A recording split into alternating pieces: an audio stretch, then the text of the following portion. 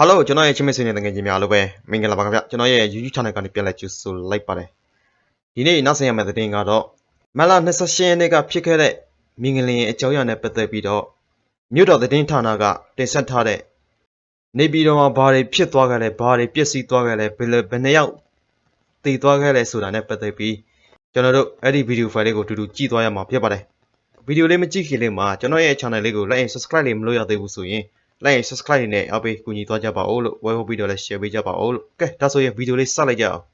မနေ့ကမတ်လ28ရက်နေ့မွန်လွယ်12:50မိနစ်ခန့်မှာမန္တလေးမြို့အရှေ့မြောက်ဘက်20ကီလိုမီတာခန့်အကွာကိုဗဟိုပြုပြီးမြေအောက်10ကီလိုမီတာခန့်အကွာမှာရုရှားစကေး9.9အဆင့်ရှိပြင်းထန်ငလျင်လှုပ်ခတ်ခဲ့ပြီးနောက်ဆက်တွဲငလျင်အဖြစ်တနိုင်ငံလုံးအတိုင်းအတာအနေနဲ့58ခုခန့်လှုပ်ခတ်ခဲ့တယ်လို့သိရပါတယ်။နေပြည်တော်မှာပြီးခဲ့တဲ့ညမှာလည်း2နာရီကြာတစ်ခါမြို့နယ်အသီးသီးမှာငလျင်များလှုပ်ခတ်ခဲ့ပြီးမနက်စောလှုပ်ခတ်ခဲ့တဲ့ငလျင်ဟာပုံမလှုပ်ခတ်ခဲ့တာကြောင့်စစ်ရုံးချုပ်ထဲမှာထိခိုက်ပျက်စီးမှုများရှိခဲ့တယ်လို့လူသေဆုံးမှုတွေလည်းရှိခဲ့တယ်လို့နေပြည်တော်စစ်တပ်အတိုင်းဝိုင်းသတင်းရင်းမြစ်ထံကသိရပါတယ်။စစ်ကောင်စီလက်အောက်ခံနိုင်ငံသားရေးဝန်ကြီးဌာနမူဖာမှညွှန်ကြားရေးမှူးကြားတအုပ်ဟာလည်းငလျင်လှုပ်ခတ်မှုကြောင့်ရုံးဌာနမှာပဲတည်ဆုံသွားခဲ့တယ်လို့သိရပါတယ်။နေပြည်တော်ဝန်ထမ်းတွေနေထိုင်တဲ့အိမ်ယာတိုက်အလုံး10နဲ့ချီလဲပြိုကျပျက်စီးမှုများဖြစ်ပွားခဲ့ပြီးဝန်ထမ်းမိသားစုတွေဟာနီးစပ်ရာဖုံးကျောင်းတွေမှာရွှေ့ပြောင်းနေထိုင်နေကြရတယ်လို့သိရပါတယ်။ငလျင်လှုပ်ခတ်မှုကြောင့်စစ်ကောင်စီလုံသမားဝန်ကြီးဌာနအမြဲတမ်းအတွင်းဝင်တည်ဆုံခဲ့ပြီး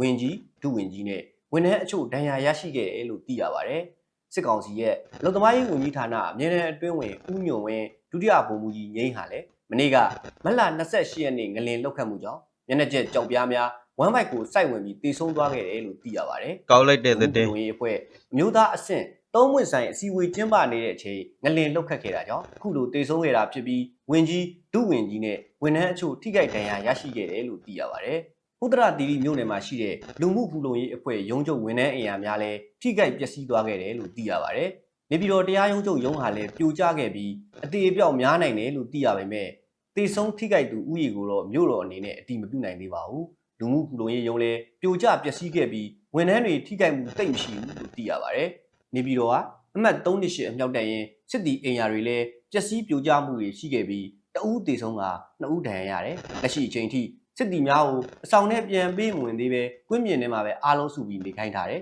။နေပြည်တော်မှာကညကလည်း2နာရီကြာတစ်ခါငလင်ကလှုပ်နေတာ။ဒီမနက်စောစောလှုပ်ခဲ့တဲ့ငလင်ကပြင်းအားများတယ်။ဒီမနက်လှုပ်တဲ့ငလင်ကြောင့်စစ်ရုံးချုပ်ထဲမှာအဆောက်အဦပြိုကျပြီးထိခိုက်ပျက်စီးမှုတွေရောတေဆုံးမှုတွေရောထပ်ရှိနိုင်တယ်။နေပြည်တော်စစ်ဆေးရုံမှာလည်းခွက်စိတ်ကံပြိုကျတော့လူနာတွေလည်းမနေ့ကညနေအထိအပြင်မှာပဲနေကြရတယ်လို့စစ်တပ်အတိုင်းဝိုင်းသတင်းရင်းမြစ်ထံကသိရပါတယ်။နေပြည်တော်ပြမနာမြို့ပေါ်ရက်ွက်ရှိအိမ်တော်တော်များများလဲပြိုကျပျက်စီးမှုများရှိခဲ့ပြီးဘိုးကျုပ်လန်းဘိုးလက်ရလန်းဘိုးတောက်ထိန်လန်းမင်္ဂလာရက်ွက်တို့ဟာထိခိုက်ပျက်စီးဆုံးရှုံးမှုအများဆုံးဖြစ်တယ်လို့သိရပါတယ်။ဟုတ်တိုင်းပြည်ချင်းအဆောက်အဦပြိုကျခြင်းတို့ကြောင့်ထိခိုက်ဒေဆုံးသူရာနဲ့ရှိနိုင်ပြီးလက်ရှိအချိန်ထိပြိုကျအဆောက်အဦအတွင်းထုတ်မရသေးတာတွေလည်းရှိနေသေးတယ်လို့သိရပါတယ်။နေပြီးတော့ပြမနာရွှေချီ6လမ်းမှာလည်းသီလရှင်တစ်ပါးတည်ဆုံသွားခဲ့ပါတယ်။ပြမနာခေမာတင်ဝင်ဖုံးကျောင်းကတရားစခန်းရှိတယ်။တရားဟောနေရင်တိုက်ပြိုကြတော့တည်ဆုံတာများတယ်။10ခန်းလောက်ရှိတယ်။မင်္ဂလာရက်ွက်2လမ်းစက်ယုံကျောင်းပေးဇေယျတင်ကျောင်းမှာလည်းအဆောက်အဦတော်တော်များများပြိုကြတော့ဆရာတော်တွေပြန်လွန်တော်မူတာတွေများတယ်။လက်ရှိအများဆုံးကတော့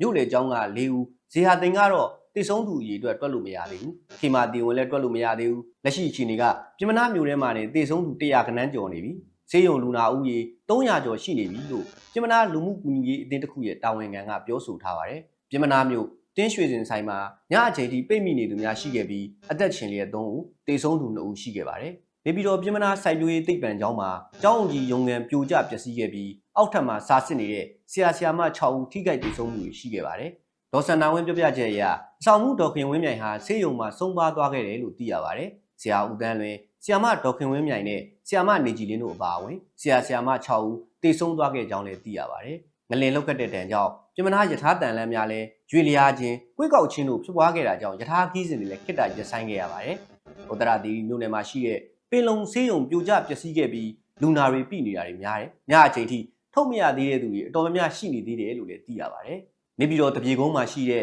ခေတ်သစ်မိုဘိုင်းဖုန်းဆိုင်ပြိုကျပျက်စီးခဲ့ပြီးဝန်ထမ်းကြားတအူးမတအူးတေဆုံးသွားခဲ့တယ်လို့လည်းသိရပါတယ်။နေပြည်တော်လေဆိပ်ရဲ့လေချောင်းထိန်းသိမ်းရေးတာဝါကျိုးကျခဲ့ပြီး၎င်းအတွင်းမှာတာဝန်ထမ်းဆောင်နေတဲ့ဝန်ထမ်း9ဦးတေဆုံးသွားခဲ့တယ်လို့မီဒီယာချို့ကဖော်ပြထားပါတယ်။မနေ့ကငလင်လှုပ်ခတ်မှုကြောင့်မန္တလေးမြို့၊စကိုင်းမြို့နဲ့နေပြည်တော်မှာအပျက်စီးများခဲ့ပြီး လက်ရှိအချိန်ထိတေဆုံးသူနဲ့ဒဏ်ရာရသူအရေအတွက်ကိုစစ်ကောင်စီကမနေ့ညကကနဦးထုတ်ပြန်ခဲ့ပါတယ်။တေဆုံးသူအနေနဲ့နေပြည်တော်ကောင်စီနယ်မြေမှာ96ဦး၊စကိုင်းမြို့မှာ18ဦး၊ကြောက်စင်မြို့မှာ30ဦးစုစုပေါင်း144ဦးတေဆုံးခဲ့ပြီးဒဏ်ရာရအရေအတွက်ကတော့နေပြည်တော်ကောင်စီနယ်မြေမှာ132ဦး၊စကိုင်းမြို့မှာ300ဦးနဲ့ကြောက်စင်မြို့မှာစစ်ဆဲအားလုံးပေါင်း932ဦးဒဏ်ရာရရှိကြောင်းအာဏာသိမ်းစစ်ကောင်ဆောင်မှမနေ့ညကဗီဒီယိုဖိုင်နဲ့ထုတ်ပြန်ခဲ့ပါတယ်။ဒီကနေ့မနက်စုံစမ်းမှုများအရပြည်မနာတစ်မျိုးတည်းတေဆုံးသူဦးရေဟာရာဂဏန်းကိုကျော်နေပြီဖြစ်ပြီးပြိုကျတဲ့အဆောက်အဦအတွင်းမှာပိတ်မိနေသူတွေကလက်ရှိအချိန်ထိထုတ်မရသေးတာတွေရှိနေသေးတယ်လို့လည်းသိရပါတယ်။ငလင်နဲ့ပတ်သက်ပြီးကြိုတင်အသိပေးခဲ့တဲ့မြင်းငလင်သတင်းများစင်တာက